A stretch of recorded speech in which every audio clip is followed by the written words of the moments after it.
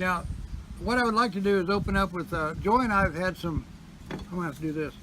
We've had some prophetic words spoken to us here just yesterday and today. And I got my little notes here about that.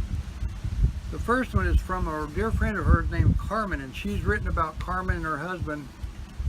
And I'll let her talk about that if she wants. But can I read her card? Yeah.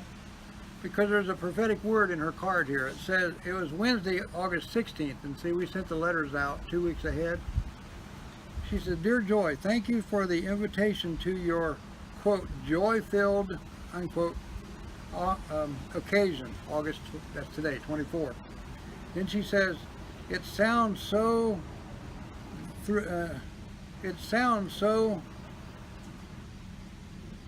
what did I say? Charles, I'm going to through God? interrupt you here. Yeah. Charles, Yes. how do you turn this off? Just let it go. Okay, I can edit it. because, no, it's not a question of editing it. You are in the shade and there's a bright light behind you. You need to be Out there, you need to be over against the fence. what you see is what you get. We'll just, Well, I can you're not deal going with to that. see much of you at all. I don't care. All right. I can put pictures in and just put my audio in. As though. Okay, it says, it sounds as though God, and she's Southern, y'all, no, she says, you all, underline, will have a wonderful time. And here comes the word. And I do pray the Lord will make this a very special time of revelation. And when I read that, that word revelation jumped out at me. And then she tells about being with her family and stuff and traveling all this week, so she couldn't come because of that.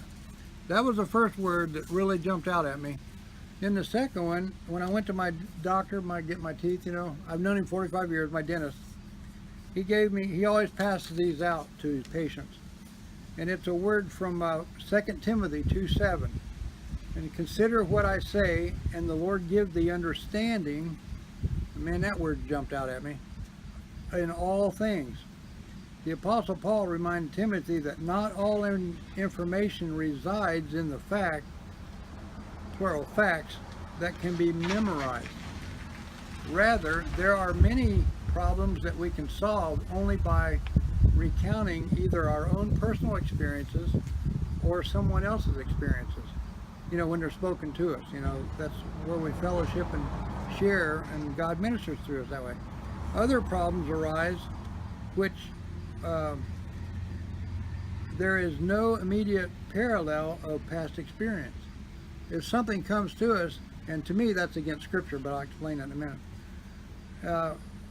Whatever the case, the Christian minister, and all Christians are ministers. You know, Jesus says, go ye and to all the world and preach and baptize them in the name of the Father, Son, and Holy Spirit. That's the Great Commission. We're all ministers. Jesus says, have I not called thee or ordained thee? And so that's our calling to do that. He says Christians appeal direct to God. You know, we call right out to God. Operator, I'm busy. No, we get a direct line to God. And who gives understanding to all. And there was that third time I got that understanding, see. And that just blessed my heart. And then Joy hollered at me, and she gets the prophetic word. She got the gift of the prophetic, and the Lord said, what? You already told him once. Breakthrough. New beginning. New You said, beginning, yeah. She said, the Lord said, today is a new beginning. Well, there's a lot going on in our world today, and that hit me, and we're going to talk a little bit about some of that. But what we got is our brother here is with us, Samuel Miller, and I'll let him talk about this, because this is what happened to him. I'll let him show the pictures and stuff. That's a picture of my car. It was a 1969 Carmen Ghia Volkswagen. That was known as a sports Volkswagen. And the picture on the front of my book was just put there by a publisher. Yeah. Yeah. The actual vehicle looks a whole lot worse. Yeah. And it looks like it was cut in half. I was 18 years old. I was on my way to High Point, North Carolina on August the 23rd, which was 48 years ago yesterday. I worked at Kroger. My mom and dad left the day before because it was my mother's reunion in High Point, North Carolina. Her maiden name was Yarbrough. Yarbrough. Rachel Yarbrough. A lot of race drivers from around that area, and she was a cousin to the Yarbrough brothers. K.O. Yarbrough, yeah. The race drivers. My mother was Rachel Yarbrough. Anyway, we were going to High Point for a family reunion, so I left on Saturday after getting off work at Kroger, and the bridge at Gallipolis had collapsed, and my dad said, "Don't go that way. There's a ferry, it'll take you forever." So I went down Route 23 through southern Ohio and Ashland, Kentucky. From there I should have gone east to Charleston, but I didn't. I just kept going south, and my brother was with me. It got later and later, and I'd never been on those roads before, and long story short, I started getting sleepy, and 1:30 in the morning, I crossed the state line into North Carolina on old Route 52, Fancy Gap. At that time, they didn't have the interstate, and that road was it's well known among truck drivers back then because it was like a snake going downhill, real curvy, and I found myself just going too fast. Every curve I came to, it seemed like I was going too fast, and I thought I need to get off the road and get something, coffee or something. Yeah. So I was looking for a place to stop, and I remember seeing these lights on the left, and the next thing I thought is, it's too late, I'm already past it. And down the road from there is Mount Airy, North Carolina, which is Andy Griffith's hometown.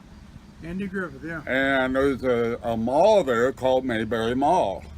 And in front of Mayberry Mall is where Route 52 comes through Mount Airy. And the last thing I remember was looking for a place to stop. And after that, I hardly remember anything. And I woke up in Baptist Hospital in Winston-Salem.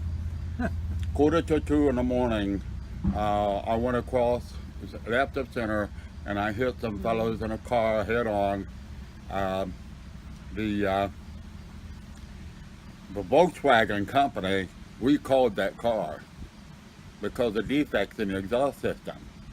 And I had the heater on, it was late summer. My brother had his window all the way up. They were more worried about him than me because they couldn't get him to respond. And they said the blow he got on his head wasn't enough to knock him out like that. But he had a concussion and a broken toe. But what I had was massive head injuries. I had an upper fracture, mid fracture, lower fracture. Both of my mandible, my jawbone were fractured, nasal bone fracture. My right eye came out. It was laying on my cheek. I was blinded in my right eye. My ribs were fractured. My left femur was fractured. They took me to Mount Airy Hospital. They said take him to Winston-Salem. So they took me to Winston-Salem, and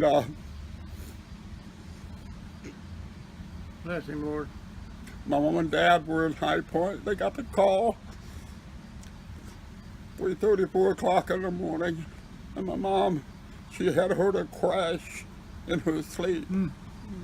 And when the phone rang, she said, "Chester, it's about our boys." And they told him we had been brought to Baptist Hospital, Winston-Salem. They didn't know if we would make it by the time they got there. So my dad called my sister. It was a Sunday morning, and she got on the phone and started calling people. 4 o'clock in the morning. My dad knew a lot. He was a minister, a missionary, knew a lot of ministers, and they called. They called and people, and they called other people. Those people called other people. And it was a Sunday morning. Prayer was requested in a lot of different places. But when they got me to Winston-Salem, they punched a hole in my throat. That's why I got this tracheotomy. I was choking on blood.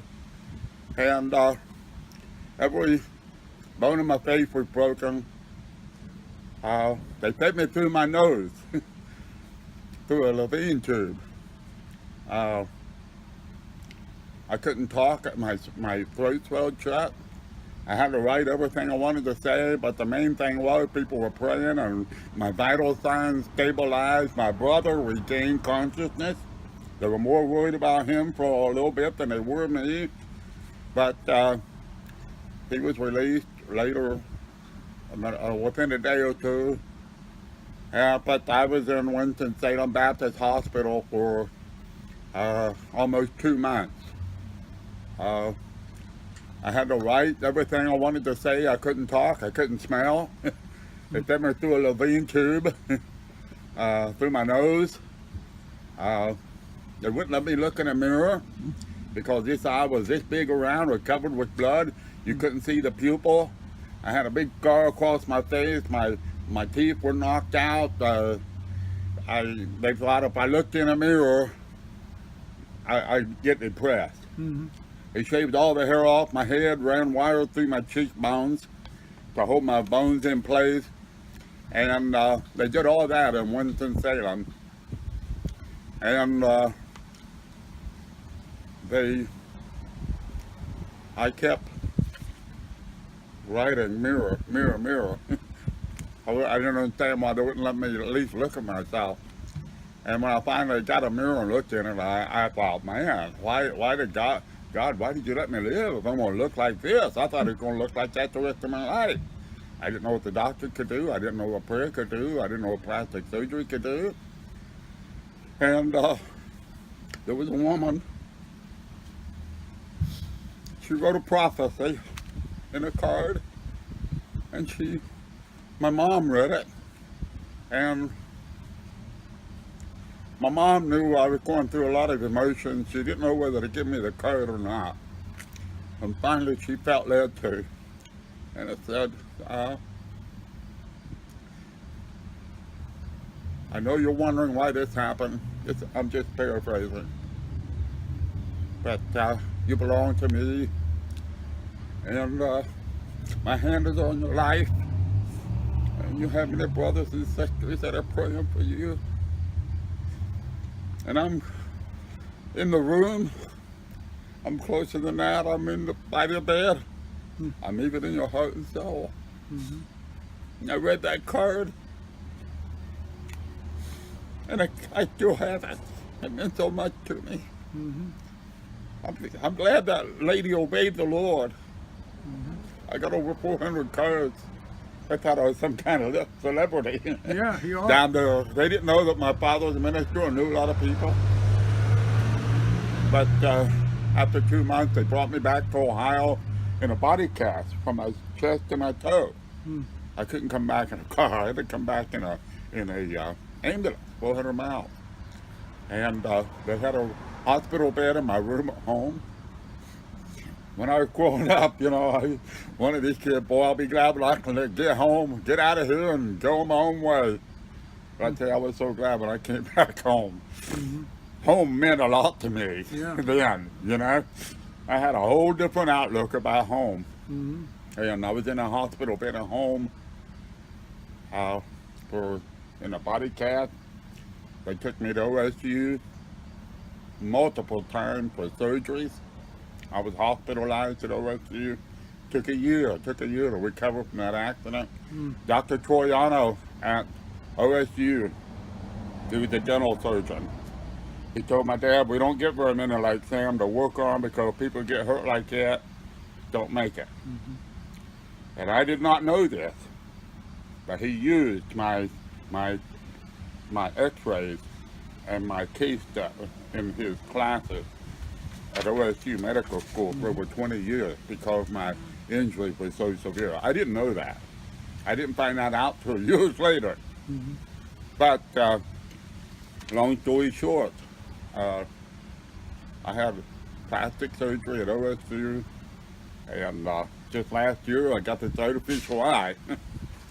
The eye was blinded, it looked downward, but the cornea started deteriorating, my eye got infected, and last fall they did surgery. So 48 years and I'm still having surgery, you know. But what happened was I wrote a testimony about what happened. And my daughter-in-law, Carla, she worked for a dentist in Dublin. Smiley. Dentist named Sam Smiley. Anyway, she read my testimony. She saw Dr. Troiano's name. She said, well, I recognize that name. Well, she was engaged. She was dating my son, and Dr. Troiano was a patient of Dr. Smiley. Even though he was a dental professor, he had to have a dentist, and Sam Smiley was his dentist. So one day he comes in, and he had a son that he was trying to hook up with Carla, who became my daughter-in-law. Carla was a beautiful girl. And he came in one day, and she said, do you remember Sam Miller? And he said, yeah, is he still living? He said, he's going to be my father-in-law. Now, when you think of how big Columbus is, and that the woman that became my daughter-in-law just happened to work for a dentist whose patient was a guy that did some of the surgeries along with other doctors 30-some years ago, and how God brought that all together, and she got a hold of him and arranged for a reunion between me and him. He called me one day and she says, I got a surprise for you. I talked to Dr. Troiano, and we're gonna go, you're gonna see him. And so we went to the clinic in Dayton, or Columbus, Dublin. My wife, my son, and Carla, my other son, we all went there. Dr. Troiano brought all the staff into the lobby.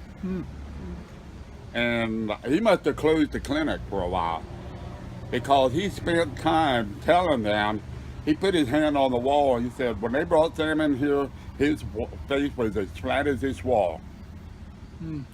And that's when I found out that for all those years he used my injuries as a case study. I didn't know that. But God brought all that back together. And my daughter-in-law, Carla, she knew I had written my testimony in Night of Tears.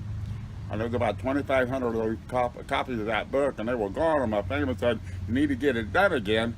And Carla said, got on my case. You need to get this book done again. And it was because of Dr. Troiano and all. And so I would tell Connie, we're going to see Carla next week. We got to get this book together, you know. I got to work on this. So finally we got it published. She didn't know I was going to dedicate it to her. Not knowing we only have her for 3 more years. She had cystic fibrosis. 5 years ago, she went to be with Jesus. But I believe that God used her to get that second book done. Because the first book was gone. And to tell you how God works,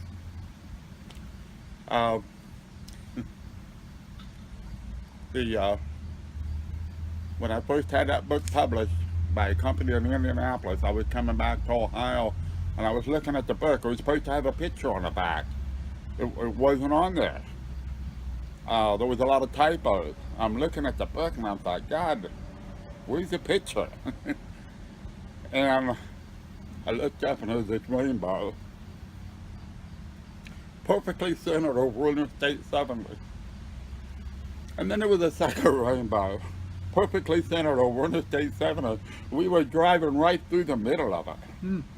I've never seen it. I've seen rainbows before, but I've never had that experience.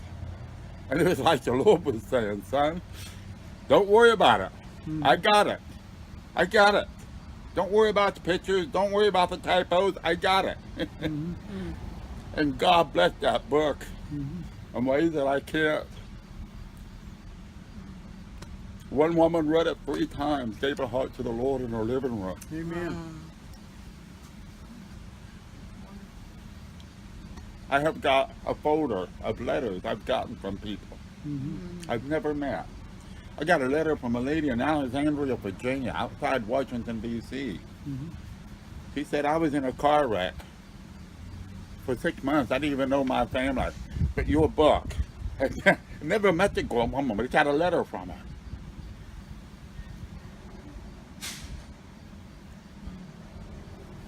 WEEC in Springfield. Mhm. They asked me for copies. They gave it away as a listener prize. They interviewed me. Roger Chambaugh, Yes. Gospel for Today, he had me on twice to talk about the book. A lady bought a book. Her grandson picked it up, went to school and gave a book report. The school librarian, when my wife taught, she came into the school room one day and said, Mrs. Miller, a student came into the library looking for a book that your husband wrote. I didn't know your husband wrote a book. Get it for me. I went to the fire hall pancake breakfast. This lady sitting across from me, she said, I was reading your book last night. The guy sitting beside me, he says, I didn't know you wrote a book. I said, well, I was in a car wreck. Yeah, I wrote a book about it. He said, well, I want one. He followed me home in his pickup truck. He said, I want 2 books, one for me and one for my mom. He died, but he got saved before he died. Amen. Amen. And I just trust the Lord that maybe the book touched him in some way. Yeah. A girl in Springfield, somebody just told me she downloaded the book on Kindle. It's on Kindle now, the electronic tablet. She went to school and gave a book report. A lady in Dayton bought a book. She called me up and said, I'm getting 12 books for Christmas. I'm giving it to all my friends. Yeah. I just can't tell you. Yeah. I just did a funeral not long ago, and a couple in Jamestown. We lived in Jamestown 32 years. These women that came to the funeral, I said, are you from around here? No, we're from Columbus. We go to the 3C church in Pickerington. I said, Conan Stevens? Yeah, he's my pastor. I said, I went to Bible college with his dad. He said, they brought my book up on, I told them about my book, they brought it up on their phone. Yeah. And they said, he's got a book club. He just featured your book. I had no clue. A big church right outside Columbus. The pastors, I just spoke for Marysville for the 40th anniversary. The state district superintendent John Wooten was there to present a plaque to the pastor. He got my book. I mean, God is just, but it's not about me. It's just that woman that read the book 3 times and got saved in a living room. But that's all that happened. It'd be worth the whole thing. That's right. But that double rainbow, it was like God was saying, man, I got this. Don't worry about it. It's on Kindle now. Yeah, continue on, It's on Amazon. And a guy read the book. He was a pastor, Church Christ Christian Union. He called me up. His wife read it. He called me up and said, I want you to come and speak for us. So I'd never spoken in Church of Christ Christian Union, never had. But he asked me to come and speak, and he just asked me not to be, Pentecostal. Don't be a anyway, I ended up speaking in that church quite a few times, and then a guy that got saved there began pastoring a church right down the road in Jeffersonville near the Outlet Mall, and he called me up and he said, would you come do revival for us? Start Sunday and go through Saturday. A whole week. I never preached a revival in Church of Christ Christian Union. We have people from 5 or 6 different churches. What I'm saying is God used that book to touch that pastor's wife and called him to have me speak. And I can't. I did a funeral not long ago for a woman who was a trustee for the township right outside Jamestown. First woman trustee in the history of the township. And after the viewing, these 2 twin girls come up to me. They were nieces of the girl, the lady that died. She was only 54. She had a heart attack. They were freshmen at Wright State University. I had just had surgery and had an eye patch over my eye.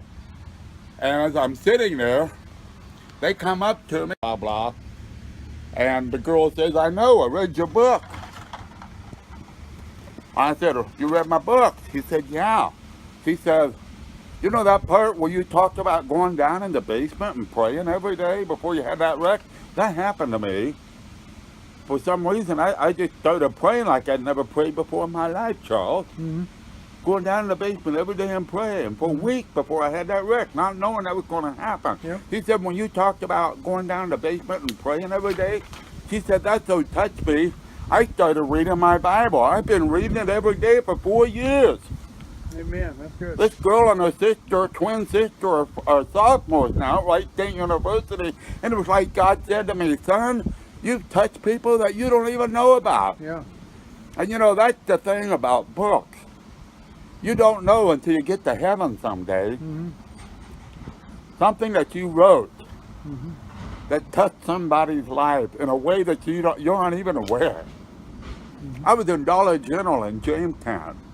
There's like 5 people in front of me. This woman comes in, looks at me, and I thought, she's gonna pay my bill. I don't know who she was.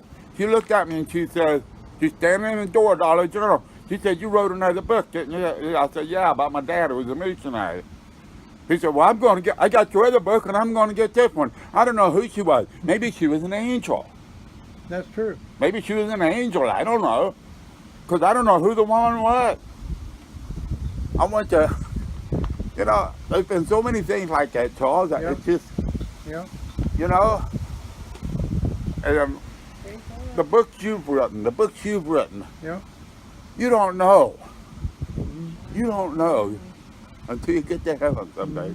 Somebody will walk up to you and say, That's right. Now that cover that's there, is that your first book or the Yeah. second one? well, that was the I got update on the first book, yeah. That picture there. Yeah, that's the cover of the book. That's just a picture the publisher put on there. The cover isn't nearly as bad as what actually happened, you know. But Night of Tears. God spared my life, Joy. Okay. Night of Tears. and I'm 66 years old. You know, I pastored 3 churches. I evangelized. I wrote books. My son's an ordained minister. He works at 700 Club in Virginia Beach. He just got a big promotion. The last telethon that he was a supervisor over the people. He used to answer phone calls, now he's supervisor. They just sent him to Nashville for a week, Charles. Yeah, for training. Flew him down there, provided a car for a week. I mean, if you told me when I looked in that mirror, you're going to become a minister, you're going to be a pastor, your son is going to be an ordained minister, he's going to work at 700 Club someday. If you told me all that back then, I wouldn't have believed it, you know? But God, He has a plan, that's right. Sam. I graduated from Cedarville University, Cedarville College. It was college back then. David Jeremiah's father, Yep. James Jeremiah, was president at the time that I went to school there. And that's a Baptist school. I was Pentecostal. But after I graduated, I felt led to write a letter to James Jeremiah. Thank you for the opportunity to come to Cedarville. Yeah. This was when we were pastoring in Harper's Ferry. I get a letter back from him. Never expected to hear from him. Your letter made my day. Yep.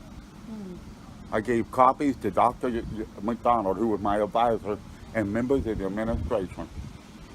I've kept that letter all these years, not knowing that his son, David Jeremiah, would become what he is today, Yeah. you know? Yeah. David Jeremiah from right up the road from where we lived in Jamestown. He's from Cedarville. Mhm. And I know people went to school with him. My son But- Sean went to Cedarville. That's where he graduated. Who's that? Sean, my son, the one at the lawyer. Great school, great Yeah, school. yeah. I went on to Wright State after that, and Wright State was easy compared to Cedarville. Yeah. But, I mean, they're very tough academically, Cedarville. But yeah, that's something else. God brought us from West Virginia back to Jamestown, and I was right there in that area, you know, where I went to school.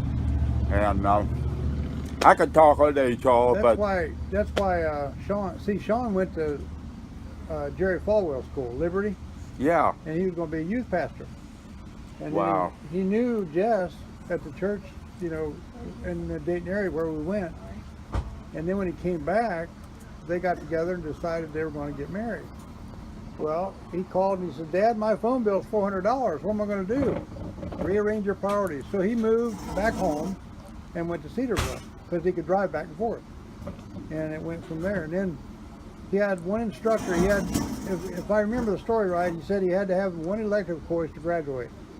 And so he chose criminal law. Didn't know why, he just picked criminal law. Figured, you know, an easy course or something like that. And then the instructor was a police chief of a town for 20-some years. And he had a lot of input into Sean's life. Our lives mean something to somebody. And Sean decided to go join the Dayton Police after he got his degree. And then went from there. Now he's a lawyer. Because he saw, and you know, he said, like he sold, I asked him about that. I said, you got police on your back in white, you got black suit on, you're a target, you know. And he said, Dad, the Bible says we're to subdue evil and put it down. You know what that's, Yeah, that's you the way he you was mentioned taught. it. You stated that a while ago. So, you know, that's, and I couldn't fault him for that. That's awesome. To see how God has blessed him, and they got 8 kids now. They've adopted 5, you know, and they're just keep on going. I had no idea you grew up in Dunkirk, where a lot of my aunts and uncles and cousins live. Yeah. That blows my mind today, you know? Well, see, Revelation 12:11 says we overcome Satan by the blood of the Lamb, Jesus on the cross, and the word of our testimony. And we tell people that your word will go where you cannot go. Put your testimony in a book and let it go fly for you. See? Joy can tell you about a book that she did. You want to tell about that one from? She did a book. The title of it was "God Still Speaks. Are You Listening?" And a girl from New Zealand contacted her and said, "I've seen words before I've never seen." And then she got another email, and the girl says, "I've seen morality in this book I've never seen before." And you know, I'm sitting back here thinking she's not reading her Bible because it's in there. But the point is, it reached this girl, you know, and she contacted her twice. And New Zealand is way far away from here. Will she ever travel there? It's not likely, but she could. What's so amazing about that story is when I opened God's house, I had to go to a lawyer to get the name registered, so because I'm on land that you can have a business on. It's Commercial, it's commercial property. He said it needs to be a little longer. I said, well, just stick international on it, just off the top of my head, okay? When I got that 10 years later, got that email from that girl, God confirmed, okay, now you're international. Isn't that something? He does that kind of stuff all the time. And that's like me. I was doing home improvement work, and I started publishing 11 years ago. And I did rehab work, and this guy I was working for, he had these open houses on Sunday to show the house, and he had a board that had all the people involved, and he said, Charles, I want to put your name on there as a contractor doing the work for us. And my little card said the Village Carpenter, because that's the name I used since way back in 1972 when we started doing pounding nails, you know. Jesus was a carpenter, and we lived on Greenwich Village Avenue. Oh, the Village Carpenter. See? And that, me and the pastor got together on that. I mean, he knew that. He was trying to make me see it. Mm-hmm. So I used that name for years. I got one check, canceled check, that I kept where we wrote, we used to have a big book, you know, back then, young and dumb, I like that big check, you know, write that big check for paying bills. Well, I got one check that I kept. I think it says 1972, and it says the Village Carpenter. It's got the little logo. Anyway, as time went on, you know, then look what happened. He says, your name is too small. You need to make it bigger. And I was already on the internet, so I said, okay, we're worldwide. Village Carpenter worldwide. And we're ministry, so I put ministries on there. And it just grew one word at a time. But it's not me, it's the Lord built that. And like our website, it has grown so big with all that stuff on it. And then after 10 years, they told me they weren't going to support that website anymore. I thought, look at all the money I paid you for 10 years. You know, like we got 99 plus pages. He says, I mean 999, we got the max, we got unlimited space, see? And he said, well, we'll convert them over to you to our new program. I said, what's that going to cost? Oh, we'll just charge you $300 or $400 a page. A page? You calculate that out, that's thousands and thousands of dollars. I said, I can't afford that. And it bothered me, didn't it? About 90 days I prayed and prayed. That's all I heard for a while. Yeah, it just made me so mad. I wanted to sue him, you know, but we don't do that. So all of a sudden the Lord spoke to me and he says, Charles, I got a new plan for you. Build a basic website. And he gave me these titles that we use now. Galactic Ordained Ministries. I'll give you that card. Did I give you girls a card? Give them these cards, Joy. Here's one, here's one. He gave me these titles. You want one? No, I'm Yeah. not there with it. He gave me this title, Galactic Ordained Ministries. And he said I was going to do a book called Galactic Ordained Vehicle. And then there's another one coming called Galactic Ordained Divinity. And then Galactic Ordained Dominion. God is the divinity part.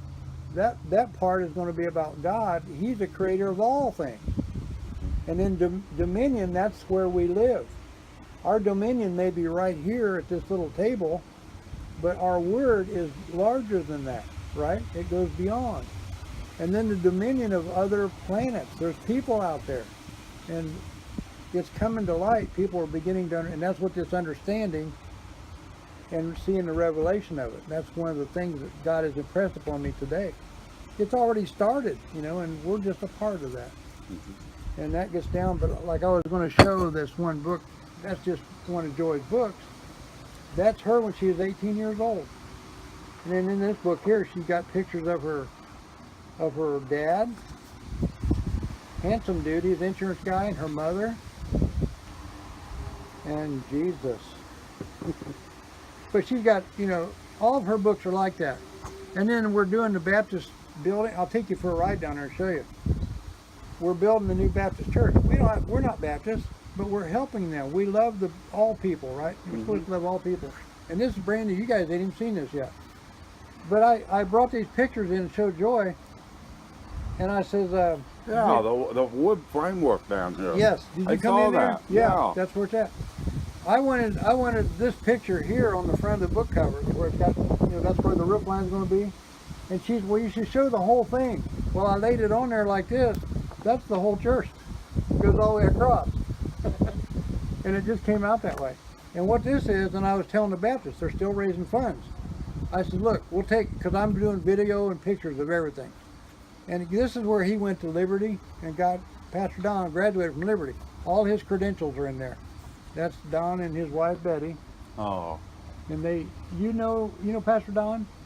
I met him. Yeah. I don't really know him. Well, he's there almost every day when they're doing the work. Charlie said, And his family is huge. you see anything, son? He's got a big family, and through this building of the church, Wow. I get to put siding on his house, and I get to meet more of his family. He's got 3 living sisters and 4 living brothers, and he's in his 70s.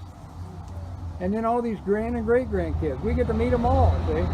And his one son, Kenny, right there in the wheelchair, him and Donnie, his one oldest son, they had a car wreck like you know, when they were young. Well, he came out totally paralyzed, and the other one just had scratches. But that's just the way God does things. You know, he brings us through all this stuff. See, there's Jerry Falwell giving him his certificate. Oh, wow. See that, Cindy? Uh-huh. Oh, wow. But, so what I did is I put everything together, and I says, look, we'll take, because I've got, and I'm still recording pictures. We recorded pictures, taking it down, and we got the old bells in the bell tower. Even though they sold a bell, is it still counting numbers? It should Yeah, it's 14 minutes and be. Yeah, seconds. it'll keep going. But it was just focused on the rabbit. Okay, I didn't there, shut just lay it right there then. I'm not sure. I got it. I think it'll be about right there. Should be fine. That looks like I'm right on dead center. But when they took the old building down. That building was, Joy knows this. It originally was built as a Evangelical United Brethren in Christ, right? Originally, and then they sold it to. Originally, I thought it was Evangelical United Brethren. That's what it was. What'd I say? Something. Oh yeah, because that's a different demand. Yeah, you're right. All right. The old Evangelical, which was in Dunkirk. That's where I went when I was a kid. And then they sold it to the Methodists, and Carol Tong was one of the ministers there. She had been a minister at that church. And then they sold it to the Baptists. And Pastor Don's had, well, it was 22 years ago they bought that. And then they had to tear it down because of construction problems. And now they're building this new one. Well, the Amish, we got pictures of 20 Amishmen on ropes pulling the walls in. And that's how they brought the walls down. And it's all on YouTube. We got all these videos on there. But I told him and his wife, I said, look, we'll put these pictures in there. There's pictures of everything that's going on, and there's room for testimonies down below. Tell the congregation to write a testimony about how they believe about the building of the church. This is going to be a fundraising, and God's going to provide for that church through this book. I just know it. And they just thought this was a wonderful idea. And we're not even started. That's where they broke ground when they first started digging. And you know where it's at today. You can see the results down there. They had all this stuff to do today, and they had to go down there and see if they're pouring concrete, because they can't miss one thing they're doing. Yeah. Well, I got to record everything. And this right here, this couple's very involved. This lady loves Joy tremendously, and her husband's sitting in that Bobcat, and I thought she was bringing him a cold drink. So I took that picture for that reason. Turns out that's an oxygen bottle she's giving to him. He's on oxygen, riding the Bobcat. I want to cry and I want to laugh, because that's so awesome. God works through everybody. It's just amazing. Wow. And there's a pastor's wife, and then his sister's in the back seat. She goes with him everywhere. She's kind of not retarded, but she's a slow learner. And here's the supervisor sitting in her wheelchair there that I take her to siding jobs, and she falls asleep in the car. That's Joy. My job. Yeah, I recognize you. And this gentleman here, he's been there for years. He come by to look at it. You might know him. I don't know his name, but he's a member there, and he comes in just to see what's going on. That old gentleman. But they're going to pour concrete next Tuesday. And then the Baptist builders, they have a crew that'll put everything up. That's where the trench is for the plumbing. They're going to come in, and they'll have it under roof. Well, they have all the trusses up one day, and probably have the skin on, because there's going to be 30 to 40 guys all at once. And buddy, I'm going to be recording on that day. Wow. That's another thing we're doing. And then You said Amish people helped on the... the Baptists gave them the building, the lumber, any amount of lumber they want if they take it down. Yeah. They had the auction and cleared out the building. And then the Amish come in and they took out the floors, because there's a lot of flooring. They took out the big beams, you know, the joists, floor joists, they cut them. And they took out everything that was structural. They took the roof off, and that's how they found the bell in the bell tower, because at the auction I recorded where they sold a bell. And the Amishman hollered down, there's a, you know, in that German dialect that they use, this young boy up there on the roof, he hollered down to the man, the older guy with the big hat, the big beard, you know, and he says, there's a bell up here. And Pastor Don's standing right beside me. He says, there's no bell up there. We sold it, and I watched them carry it away. I saw it too. You know, they went on video. And the guy said, ring that bell, boy. And ding, ding. And we've got that on recording. We put it on several of our videos for God's house. It was dated 1897, when that church was built. And I put in that video that God saved that bell for the Baptists. That's their special gift. Wow. Because see what it was, they covered it over and they hung a smaller bell underneath it. And you've been to Dayton, the Caroline bells, where they got 33 bells hanging there? Yeah. But that's what they did, but nobody knew that. Okay, moving right on, when I started publishing 11 years ago, I got this manual. It's all red book by this man here, Gene Moody. He does a deliverance ministry, and he asked me to publish this book for him. This is only 2 chapters just to show him what we can do. He gave me a contract, but I'm sending this to him. It's already been sent to him. And he said, do something with the cover, whatever you want. So I took all these other covers and compiled them together and made a cover. And I don't have his approval. He's not seen it yet. It's in the mail to him. But again, on the back, we've got subliminally. You can still see that because the writing's laid on top of it. And it's got all of our books, not all of our books, but a lot of our books in it. He comes and gets his ideas at 3 o'clock in the morning. He's saying, Joy, Joy. I'm sound asleep. We've done the New Testament and Psalms, a Soul Winner's Guide. You know Romans Road? Who? Romans Road. You know, for leading somebody. That's in there, and it's highlighted. And like, can I go visit somebody in jail or something, I'll take us to them, and it's just amazing. They love it. Every one of our books has a autograph page. I was asked to speak at Full Gospel International Ministers Forum to do 2 books for them, and 2 of them George are. Schwartz? Yes. Yeah. Did you know Doris? I've known her for 20 years. I heard her on We radio. used to have a minister's breakfast there every December. You know her? Yeah, we had our minister's breakfast there every December. Her church, you know. He's got a stack of her CDs. 106 of them. Yeah. He's writing books on her. Yeah. He's trying to. I've done 2 of them. These 2 Didn't her books. son have a stroke, David? Didn't he have a stroke or something? He's Better now, but he's sick. He went to they got a mission in Honduras, and he went to Honduras, and he might be in the States now, but I'm not sure. well, I think he's better, you know. 'cause Yeah. That's the 2 books for Doris I did.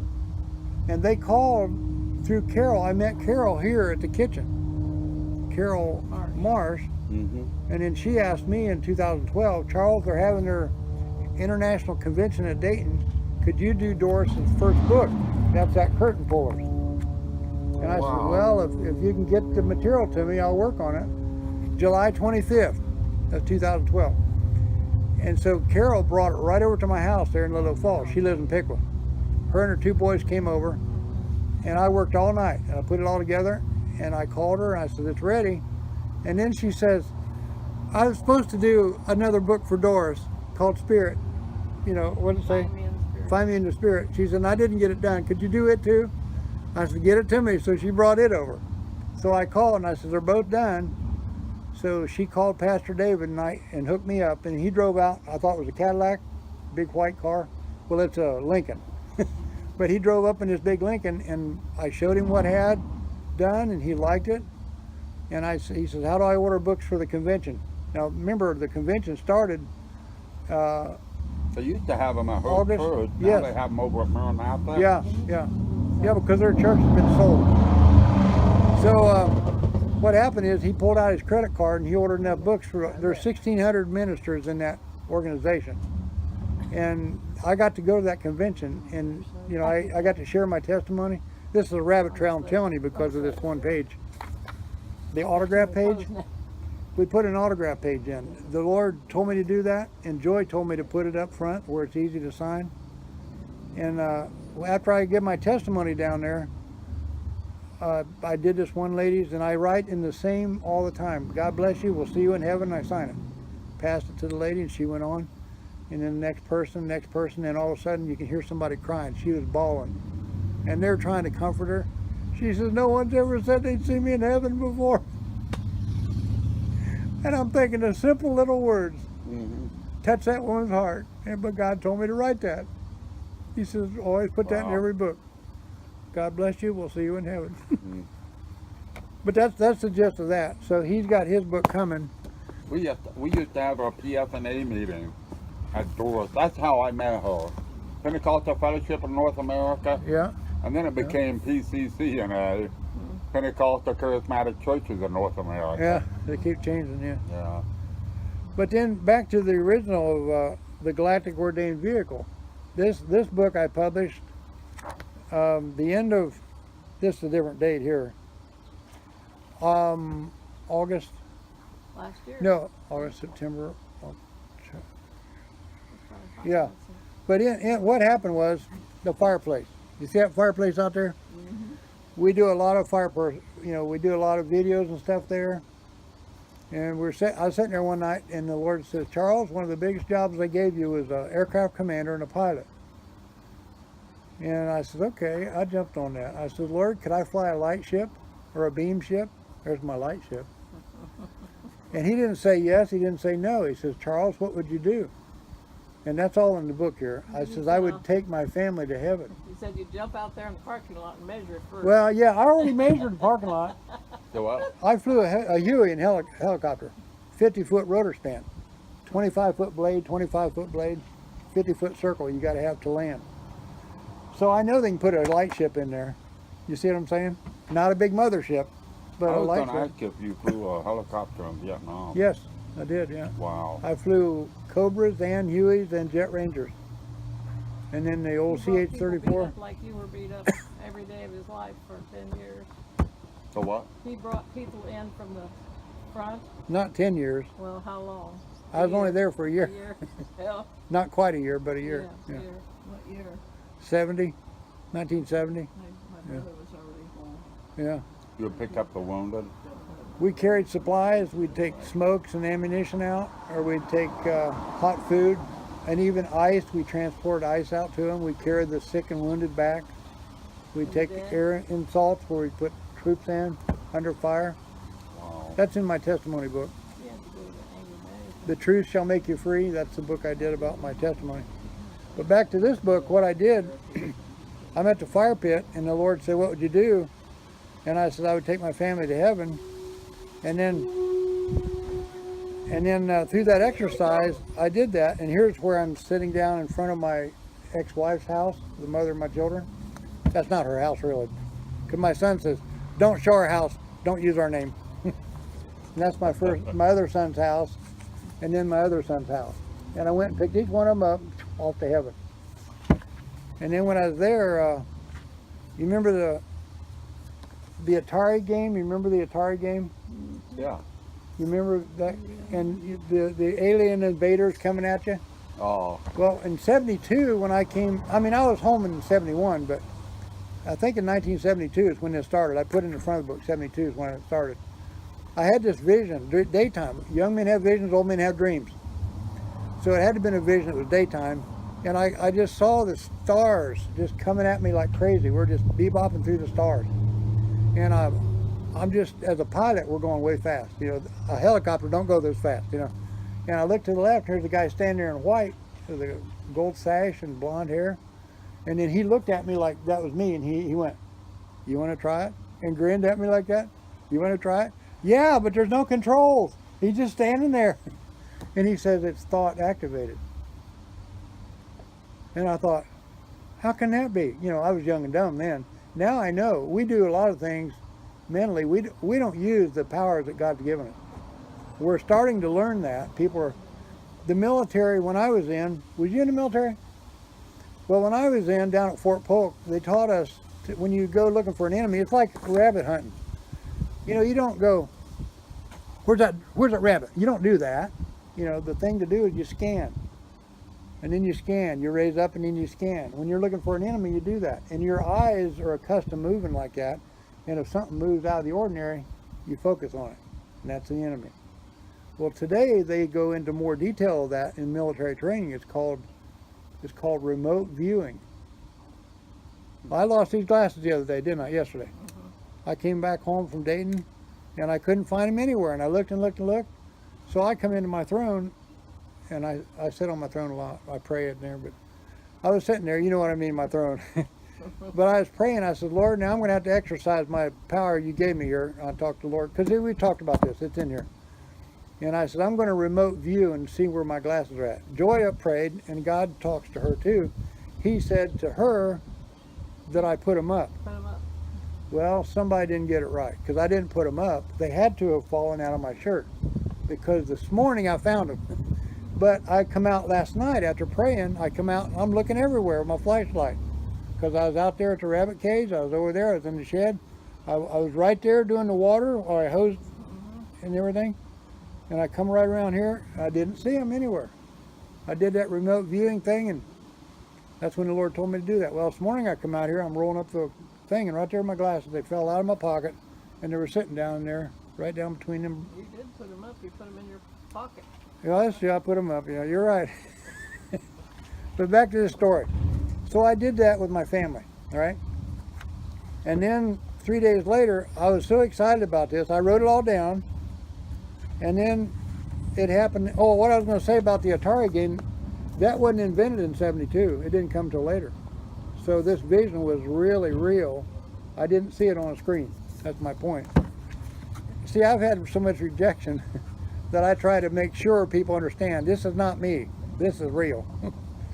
So then the next thing I did is I said, Lord, I'd like to take Donald Trump and show him there's more than gold and silver. Well, the thing is, I saw a video on Trump's airplane, and inside he's got enough gold to cover a school bus or a church, you know, a big city bus. That's how much gold's in that big plane of his.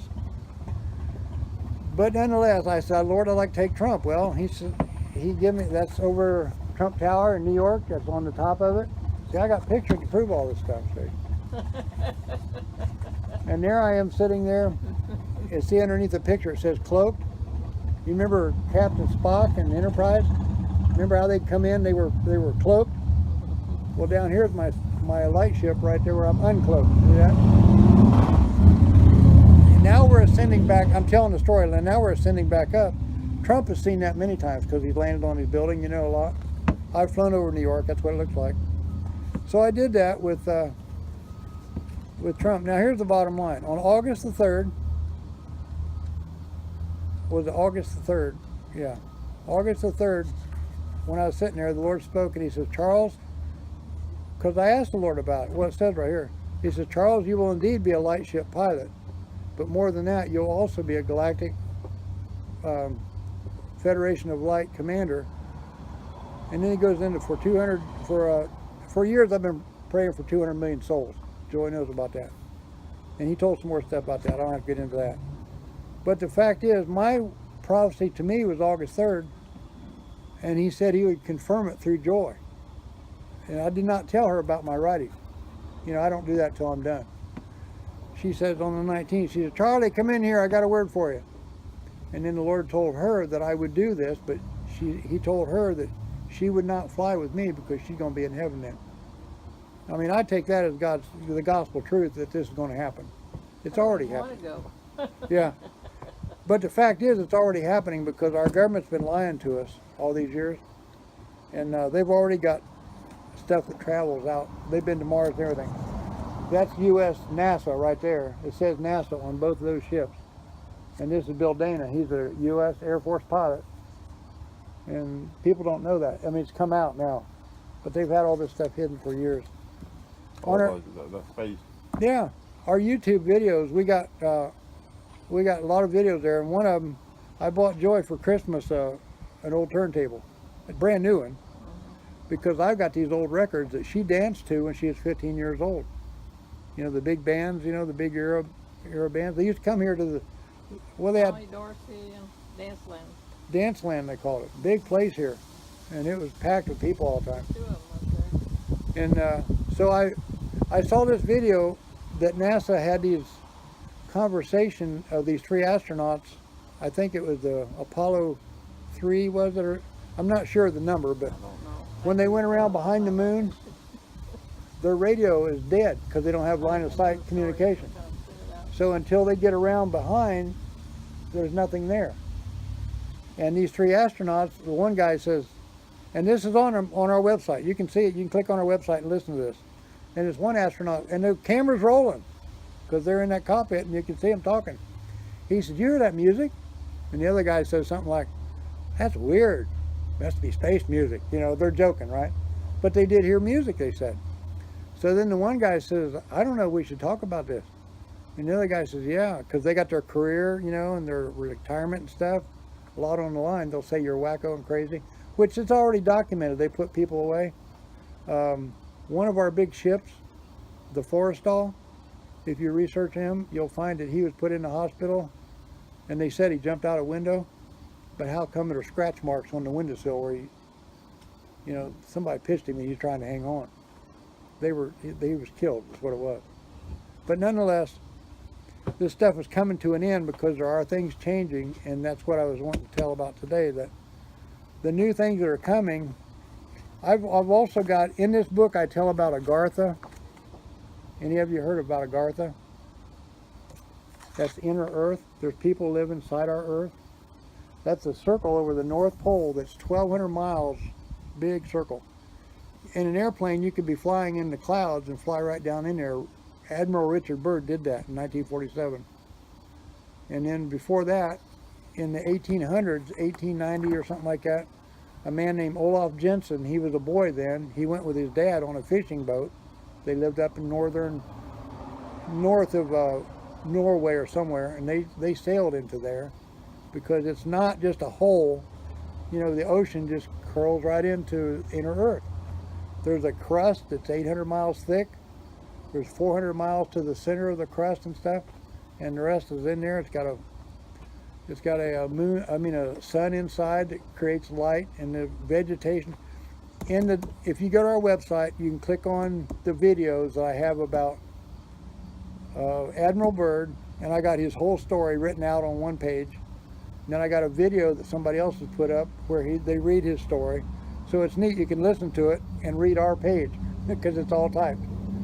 And then this other guy, Olaf Jensen, that went in 1800s, he saw his dad die because when they brought him out, his ship crashed into these chips of ice that come off where they break up, the big rock cliffs, they just break loose. It hit their ship and it turned over, and Olaf Jensen, as a young boy, he got on a big chunk of ice and he floated until he was rescued. And then it's funny, he was telling the people on that ship what happened to him, and they locked him up in chains right away. They thought he was crazy. People don't accept change so much. So then after he went through a lot of things, he ended up buying his own boat, then he come to Los Angeles. He retired in Los Angeles. And down toward the end, this man named Emerson, who was a reporter, walked by his house every day, had a picket fence, and he liked his property, and he told him how nice it was. And this Jensen realized that guy's a reporter in that town there. And he told him, he says, you need to come to my house tonight and talk to me. I got some information. And he told his story to that guy. And then he said he wasn't going to be around long, and he died, I think, that very night. Olaf Jensen. And this guy, Emerson guy, he held that story for 7 years, never published it. How do I? His story of what I just told you about going into Agartha, sailing with his dad and stuff. And after it finally got out, and there's a book about it called The Smoky God. But I did more research, and there's other people, including military people, that have been in there. There's a whole list of them on my website. And I believe every one of these guys are true. And then today is 24th. Tomorrow, the ambassador of Agartha is speaking in New York, the 25th, 26th, and 25th, 6th, and 7th. Yeah. Friday, Saturday, and Sunday. And I'm excited about that because it's finally going to be revealed. And I'm telling you, there are motherships over the earth. It's already documented by, you can see NASA where they've got videos out where you can see the astronauts out there doing their thing where they're spacewalking, and here's these little ships coming by, and they're thinking, what are they doing? They're videotaping them, and they're turning around looking at us. This is going on. And I believe all this stuff is very real because God told me about this. Tell them which ones are the good ones. Well, there's a lot of them, but there's good and bad everywhere, right? The way God has ordained things, why, Lord, you let evil go on? There's a reason that we don't know. The mystery of iniquity, we do not understand the mystery of iniquity. We'll never understand it. That's God's doing. In my own little pea brain, I think the reason for that is to draw us to God. He wanted a family. And I've always considered myself part of God's family. And never, until last year, I was sitting there recording, and Pastor Don come over with his walker. You guys saw this, he was here. He come walking over and he says, brother, this is for you. And he reached for my head, and I'm recording. He said, put that camera down. So I set it down, but it's on tape. And he said, God said that I was his friend. I know that, but no one ever told me. Did you hear somebody say that you're a friend? Now, yes, tell that story yesterday. Joy said, she got her hair done. She's so pretty, look at her. And I love her. And I said, we got out of Valerie's over there. I said, I'm going to take you out to dinner. I said, where do you want to go? And she said, well, let's go down to Pizzeria. We went down there. They know us. They know the Blackburns. And all of a sudden, this couple walked in, and they sat behind me, and Joy saw them, and she says, we got to go over here and talk to that couple. Well, that lady got it after Joy talked. I mean, she's bold, buddy. She talks right across. And that lady got up and walked over and sat at our table, and they started chit-chatting, and Joy prayed for her. She got problems and I ain't going into details, but. She was having, like something's eating on her, pinching her, or just all the time. Wouldn't let up. I said, That's nothing but the devil. They hadn't been Christians very long, maybe 8 months or so, but they'd given their life to Christ. In a Methodist church, I said, do you have a good pastor? She says, oh yes, he's graduate from the seminary, but she said he's really good with the word. I said, well, you stick it out with somebody that does know the word. I said, don't get into one of these churches where they are talking about Jesus. And so they're learning. And he let me pray for him too. But the thing that I found interesting about that, when Joy prayed for that lady, she felt she could tell in her body something happened. And then the husband, she asked about praying for the husband, and he wanted, and it didn't come out until at the end. They were raised Methodist, just like Joy. And Joy said she had never heard the message of salvation in church. All those It might years. have gone by me, but I didn't catch it. You know, so far I was 42. But that ain't the point. The point is, Until when I do the walk. yeah, God has a plan and purpose for all things, and we're just a part of that. And the more we understand, the more it comes to light. The more, like myself, I want to know more. And she prayed. She said, God, what do I do with Charles? You know, this thing about all this research and stuff I'm doing. What'd he say? He said, just let him learn. Just let him learn. He's not hurting anything. Let him learn. I look for the day when I said, Lord, I'll take people for rides. I don't care. But there's more in this book that tells about that. Remember the 200 million souls? The what? Remember I told you we've been praying for 200 million souls to get saved? This is my life. All down through my life I've been praying that. I Well- think you've reached it. Pastor Pete's, I mean, there's 30,000 souls at a time getting saved Well, over there. that's where I think the Lord spoke here in his word. He goes there a lot with me, so I think he's What he said here just brought something to my mind. souls all the time. He says, for years you have been praying for 200 million souls to be saved. There have been times when you doubted it. Well, all of us in ministry have doubts.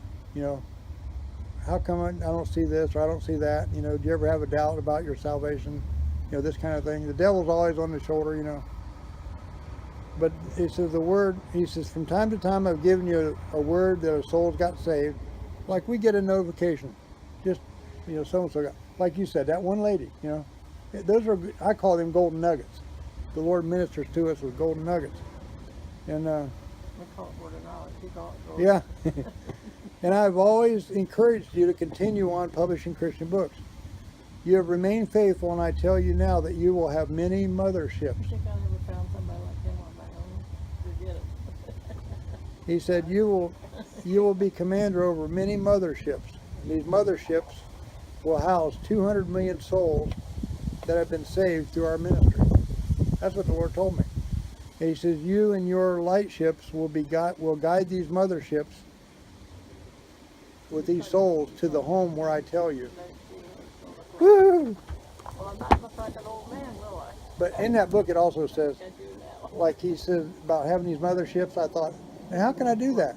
He said, well, how'd you do it in the military? Well, as an aircraft commander, I understand that. And like Moses, what did, you know, his wife's father say? Brother Moses, you can't handle all these problems. You need some other guys to help you. That's where the judges came about. See? And that's the way it is. We delegate authority. So I got a list. Now they're fake names, but I got a list of 10 pilots I flew with, best pilots I know.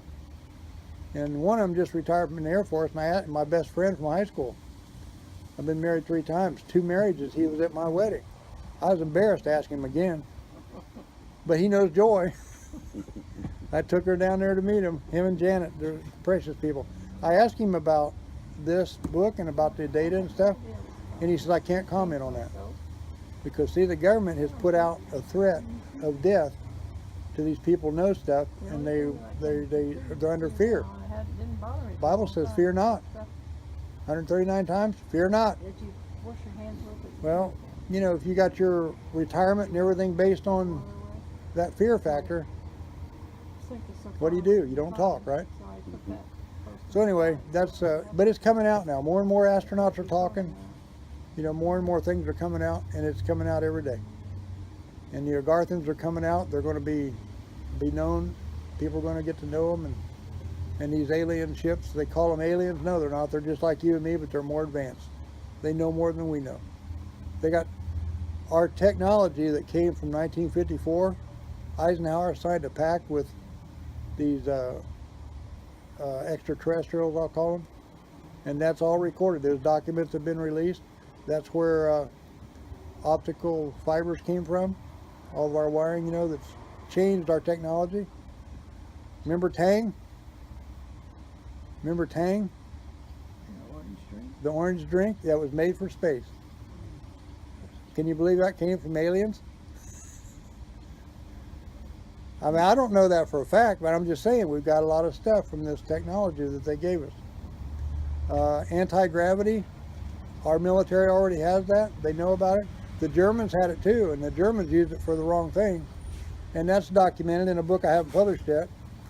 I got another one in my my pen name. He tells this story to people that don't understand. Do what? I can see it when he tells this story to people that don't understand and think he's wild or something, you know. And I always bring up Yeah. Left Behind series. Tim LaHaye wrote that book series, He Left wrote Behind. on the Book of Revelation, but it was just a story. Fictitious story So I with just biblical tell truth. him that. I say, you know, he's an author and a publisher. And I said he has to have an imagination. But who gave me my imagination? Yeah, but you can't go through all that with people and stuff that are on the spot, you know. Well, that's why the Palladians, they say don't tell any more than what you can sense is comfortable. You know, somebody can be sitting there now saying, "Nah, I don't buy this stuff. I tell you what." That's You know, me. you felt that when you're preaching. When we first started, that's what I was. Well, people feel that way about Pentecostal beliefs. you Yeah. know. We had our conference a few weeks ago, and we had a pastor that we had visitors from Chile and Brazil and other places, and they did not even speak English. But this is Trudy Wright from Jackson. She pastors down there at 5 Point Road. The guy from Chile and one of them, I don't know if he was from Brazil or where, didn't even know English, but they came and prayed over her in perfect English. Prayed a blessing over her in perfect English, speaking in tongues, you know. That happened at our conference a few.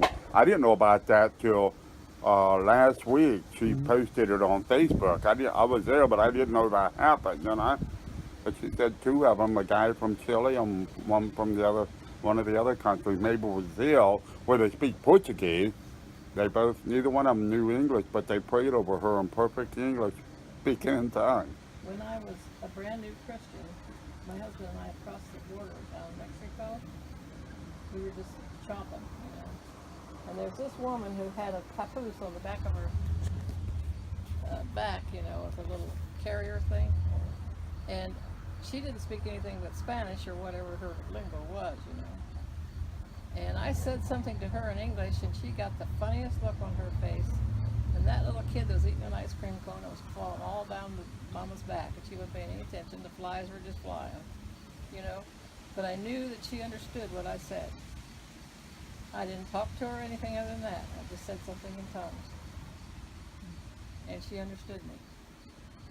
And that happened to me, I was just new, you know. Well, remember in the Bible it says that they talked in all those different tongues? Yeah. I believe that when God speaks, Languages, yeah, when God speaks through somebody, they can understand. They speak in their own tongue, but you hear in English. I think that's God doing that. I really believe that. Because here's one for you. You know, David Schwartz at this International Ministers Forum, they brought in this missionary from Cuba. You might know them. What was her name? Kenya. Her name was Kenya. And her husband is a minister, and they have 2 teenage boys and I think a teenage girl, I think. Well, she came to church, and she went on David's wife, Josephine. Do you remember her? I don't want to get into names. No, I knew Doris, I met David, Well, anyway, but I didn't really know his family. so Josephine, that was David's wife at that time. Her son is on the Wright State radio program, and they had Kenya, this lady from Cuba come on and share their testimony of what was going on in Cuba, in the gospel venue. And this son of her, even though he's on a secular radio station, he asked her, would you preach a little bit? Because David's interpreting, because she can only speak the language from Cuba. I mean, I don't know what language they speak, but she was speaking that language and David was interpreting, and I'm sitting at home listening to it, right? And then what happens after that, where was I going with this? Oh, True. and then Joy and I are back at the church where they're having a service, and Kenya was there. And when you get up and everybody's saying goodbye at church, you're getting ready to go. I walked up to Kenya, and I looked at her, and I just made eye contact with her, and I said, I took her hand. I think I took both hands. And I said, "You tango, alegria, and bigoda so." And she started bebopping with me, and we ended up embracing, hugging, and just singing in their Spanish language. Yo tengo alegría, and bigoda son. And bigoda son, you know what that means? Spanish. What is that? Yo It's the only thing you know in Spanish, isn't it? Yeah, but what is that song? I don't have any idea. I got the love of Jesus down in my heart. Down in my heart. Well, I was singing that with Kenya in her language. And she thought I knew her language. And then she said, oh, and I looked at her and I said, no. Well, they taught that we had two missionaries come to our church when we had our kids there, were 7, 8 years old. Terry Holfecker, man, it's coming back to me. Terry Holfecker and the other guy. But anyway, they taught our kids that in Bible school. And here we adults learned it. So I just thought, I know how God works, and he gets his point across, and he's very, very clear. So that's the gist of what I wanted to say, was to share, is that everybody needs to be aware things are changing. Oh, there's one more thing. There's a new thing called Nasara. Have you heard about that? We're going back to the gold standard. We are back. We're actually now under common law, again, the way it should have been, under our Constitution. And there's still all this stuff going on in the country about tearing down monuments and stuff. That is totally illegal. It's evil. In Texas, it's illegal. You can get shot to death for it. That's in the news. You may not see that, but I see videos on it where they've made it public. They said, we have laws on the books that anybody, because they have open gun carry down there, and they've told the people, if you see somebody destroying, you can shoot them on sight. I mean, that's a warning. Look what Trump did. Did you hear what Trump did about the bullets dipped in pig blood? Years ago, how many generations back, there was a problem with terrorism, and one of the presidents back then, they captured 50 of these terrorists, and they dipped 50 bullets in pig's blood, and then had them line up, and they executed 49 of them. And they told the 50th one, now you go back and tell your people how your brothers got killed by pig's blood. And that stopped terrorism. They can't stand that, see. The devil cannot stand truth.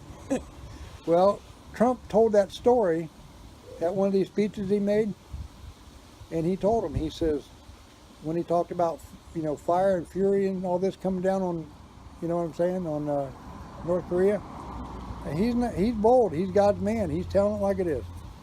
And there's Navy SEALs now that are ex-Marine guys, big arms on them and stuff. And this one guy, he says he's got a training business, train people to protect themselves. And he says if they keep doing this, there's going to be blood all over the country, and it'll stop. Because when they realize they're going to get shot, they ain't going to do it. But the point is, there's a lot of trouble going on, and we just need to keep praying, because these changes are coming, and these people don't know what to happen. When they see that stuff happening, they're going to be shocked. You start tell seeing. them how much money they're going to get. Well, I'm afraid to tell that. Are you? They think I'm really an idiot then. No, the Nasara said, for years it said that there would be $100,000 deposited in your bank account every month for 12 years. Automatic. Everything. There's enough heavenly money coming down And the Palladians, they have told this. I've heard this. Our country's not ready for it yet, for sure. The Palladians, the first ones I heard it through, and that's in the Bible twice. You know that about the Pleiades. Talks about the star cluster of the Pleiades, and God says the sweetness of the Pleiades. Why is it sweet? Because they're good people. They are good people. They're our forefathers, so to speak, and they say that. They have lived at this time frame, but they're far ahead of us in time. You know, we don't understand that stuff. You know, it's too much for. We were never taught that stuff. You know what I mean? In school, we were never taught about sex or finances, were we? What's some of the biggest problems we have today? Because we weren't properly educated. And now look at all the history they're taking. They're trying to rewrite history.